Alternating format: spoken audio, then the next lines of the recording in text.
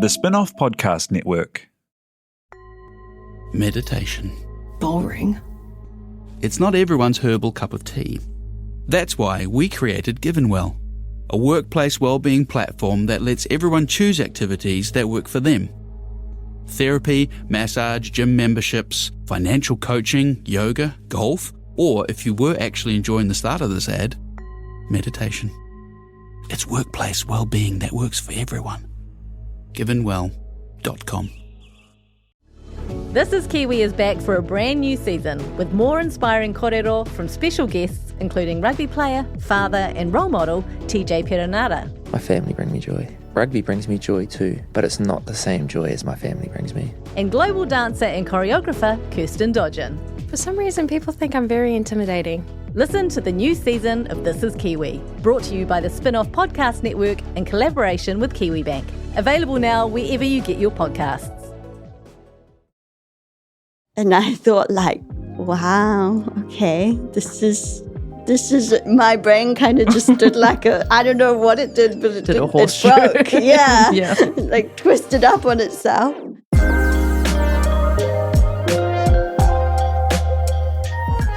Talofa lava, I'm Madeline Chapman, editor of The Spin-off. Welcome to Behind the Story, where I go behind the scenes of a big article on the Spin-off from the week. If you want a weekly rundown of some of the best reads from the Spin-off every Saturday, make sure you sign up to the weekend newsletter. Today I'm talking to staff writer Gabi Lardies. Gabi is the current Junior Feature Writer of the Year, according to our National Media Awards, and I will be mentioning that anytime she's on this podcast until the middle of next year when the next awards are held. This week, we published a stunning and crack-up feature from Gabi on the community meeting of Auckland's radical leftists. The meeting was hosted by activist and former Green MP Sue Bradford, and Gabi went along as someone with self-proclaimed radical tendencies at times. The result is a gentle yet illuminating portrait of radical groups, regardless of the lean. Here's Gabi Lardies on Behind the Story. Hello, Gabi. Hello, man. Firstly, did you know about this meeting because you were on the mailing list? No, I actually found it on Facebook. Facebook event tab. Because I just like to peruse that sometimes when I look for story ideas. I actually thought that you had seen the flyer that is taped up right outside the front door of our office. Oh my, I haven't even seen that. It's Sue Bradford's face looking sternly out at you. Mm-hmm. And it is It would still be. there 2 weeks later. She's still looking. What were you expecting going into a meeting of Auckland's radical leftists? I was expecting maybe between 10 and 20 people, quite a few familiar faces from certain groups and activities. What groups would you say?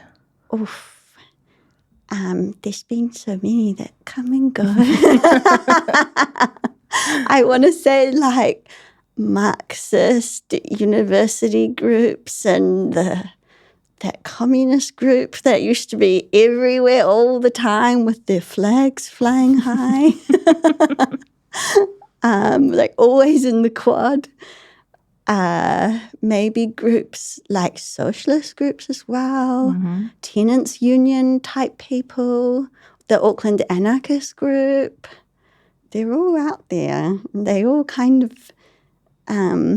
have little periods where they're really active and then they drop off. But then this other remix will come along and start organising events. So did this feel like it could be the start of a new remix for these groups? Well, all the remixes are always kind of the same. So is it the remix never really feels new in my experience so far. So what was, you said the purpose of this was to discuss the potential for a new radical left-wing party. Yes, that was the title. Did they achieve that? Was that discussed? It was discussed, but it's been discussed many times before. I see. It's an endless discussion. I don't know if Sue would have started the discussion. Like, she definitely got it going, like in the 2010s, after she left the Greens and after she left the Mana Party, pre-Kim.com sponsorship. She's written quite a lot of like papers about it, and it's something that it always comes up in activist groups because people, I guess the activist group is like not a political party, but then people are trying to make change in the world, and some people say, oh, to do that effectively, we need to mole our way into the political system because here we are with no money and no resources, reading lots of books and not really doing anything. I think that's what I particularly like about the piece, because you give off both a sense of wanting this thing to probably be a thing that actually happens, and then also being kind of frustrated and a little bit gently mocking of the classic tropes of radical left-wing groups, which is lots and lots of meetings, lots of chat about having more meetings. So many meetings. Maybe not so much just getting something set up and going looking for money. Yeah. Yeah, I don't know why. They just love the meetings. It's like this endless meeting. Meeting after meeting after meeting. And, you know, I used to go along to these meetings as a young lass and be like, oh, this is cool. Like, something's going to happen. And then it comes to a point where you're like, I just can't go to another meeting. This, I had enough. How many meetings must we do before doing a thing? Do you think there is a sense that maybe that is a test? You get through enough meetings and then you are inspired to just do something? Or do you think actually some people love the meetings? I don't know if it doesn't feel like if it's a filter for making people do things, then no one ever really does anything. Or they form like a new group to do something because there's problems with the old group. And they get really concerned with like the structures within the group of like decision making. And it becomes consensus, which is impossible to work with. Well, the Green Party has a consensus model. Oh no. I am interested in how you feel about writing about this sort of thing, because I think what is interesting is that you've sort of highlighted that groups on far ends of any spectrum, obviously some have far more harmful ideas than others, but in terms of practicality, there's a lot of similarities in terms of like when you've got people who really, really staunchly believe in something that can become the main focus rather than actually doing something about it, you know, debating the semantics of what it is that you're fighting for becomes the central focus. Yeah, it must be done perfect, like textbook perfectly, otherwise you may as well not even do it. But also, do you know the thing about the horseshoe theory? Oh, no. Educate me, Gabi. I have not been to these meetings. Okay. I don't know. Well, I don't know if the people at the meeting like this theory. And I can't remember what academic it comes from. I think I can. Picturing a horseshoe, I think I know where this is going. Yeah, but it's like if you go too far left or too far right, what happens is that your views kind of actually horseshoe together into radicalism, and that people very far on the left and very far on the right can maybe agree on a lot of things because they're so radical.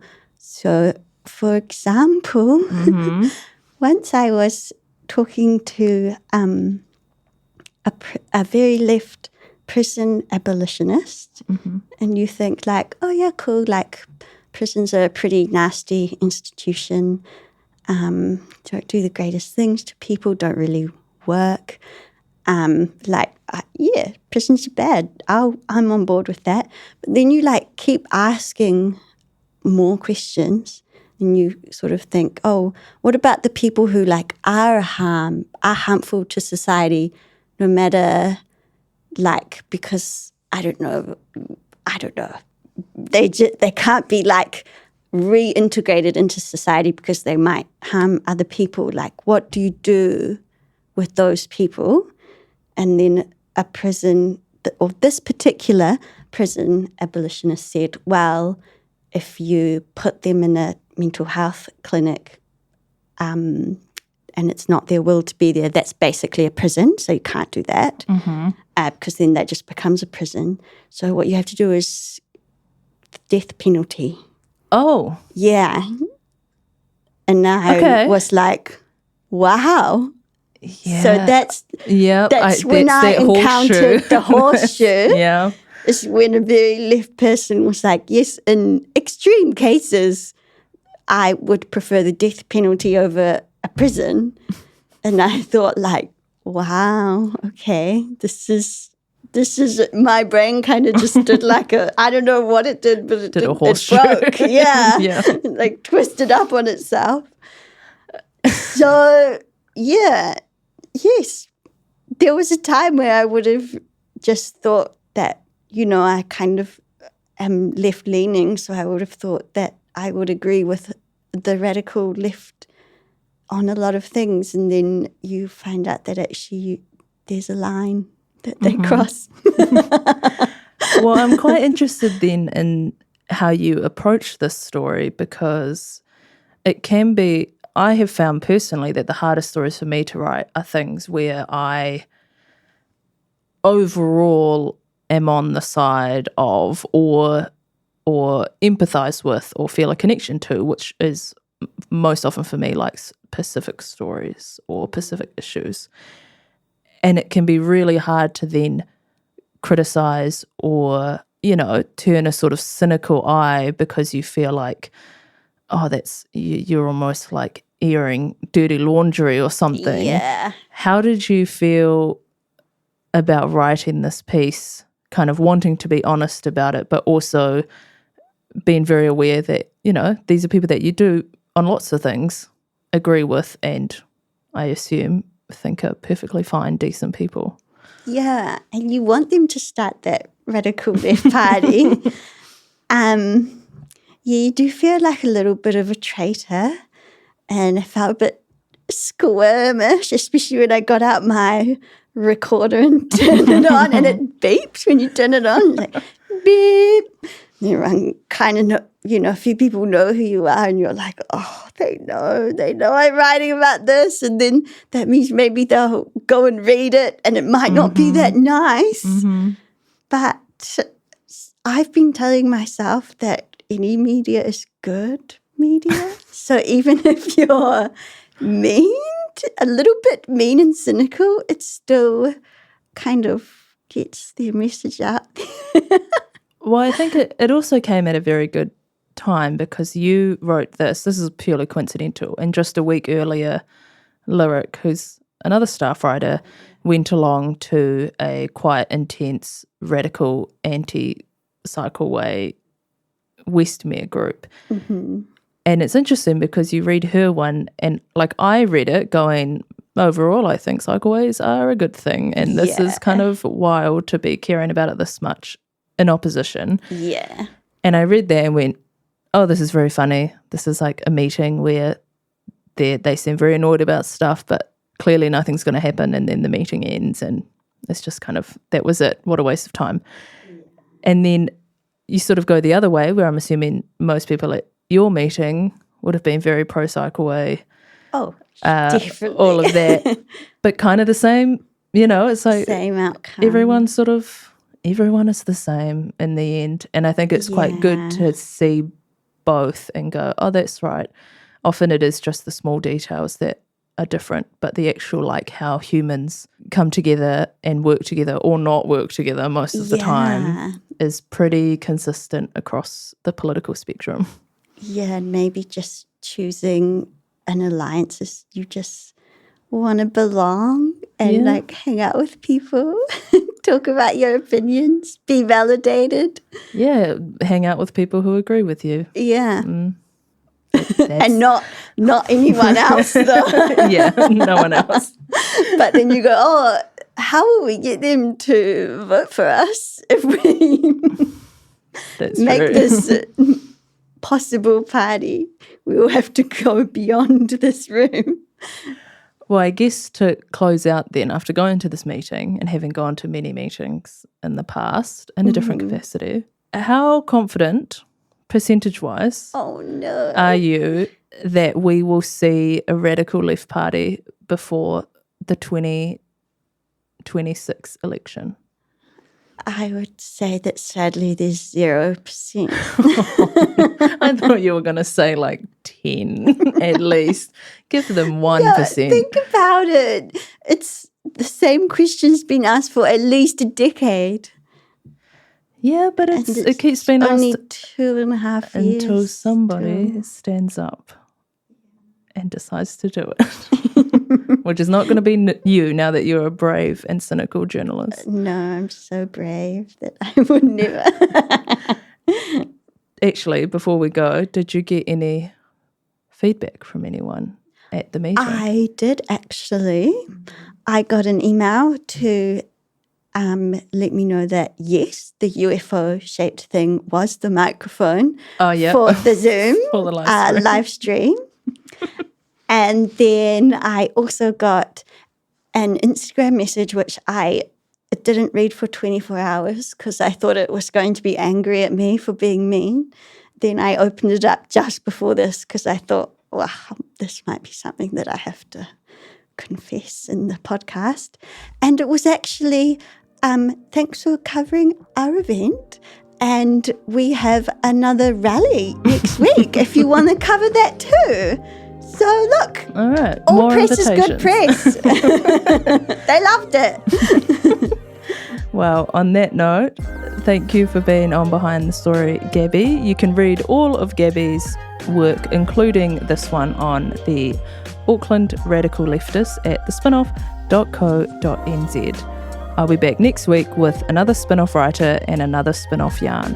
Thanks for listening. We started doing a PPH. I don't know where I'm from. Yeah, I'm gonna go check with the chef.